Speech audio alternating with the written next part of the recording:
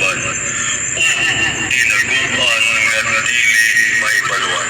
Mao kini siya nga atong matulumanon sa matag adlaw nga ipapahulay.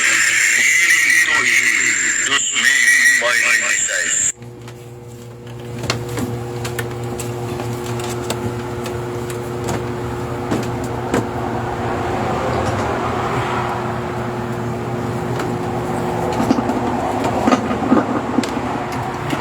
May buntag na usap alang sa tanan ng mga kaigalaan o mga kaigsunan ko. Nining katapusan nga ipapahulay sa bulan Sabit. Ang maong ikaduhang bulan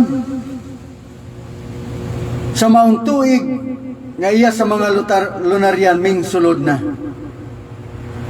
Inyong nakita ang akong agi-post og sa dili pa shout out na ituod sa tanan nga niya karon nga nagahimo sa pagdungan sa pagpantay sa adlaw nga ipapahulay nga iya sa mga lunaryan. Shout out kaninyong tanan din ha. O hinaot pa nga sa gihapon atong hinumduman ang ato nga ginatun-an ni adtong miaging igpapahulay mahitungod sa Passover. Usa kini siya kasumpay sa gihapon, maghimo unta ko og lain nga topic apan akong nahinumduman nga ang Passover nga gihimo sa una mga panahon aduna sila'y pagkatibas sa maong sugo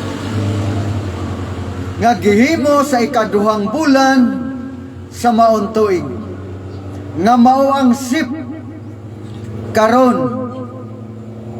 mao ang bulan sa sip apan ania pa kita dinhi sa igpapahulay nga iya sa Abib katapusan nga igpapahulay ikalima ka semana sa maong bulan.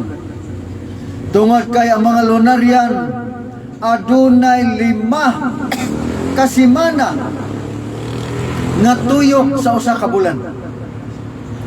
Lahi sa Gregorian calendar nga matawag nato nga abnormal. Tungod kay dunay 3, dunay 4, doon po'y 5 ang maong tuyok sa maong ilang kanang weekly cycle. Og nini nga kabuntagon sa gihapon atong reviewon ang ato nga ginatunan mahitungod sa ato nga topic nga Passover. Og atong ibayaw ang ato nga mga kamot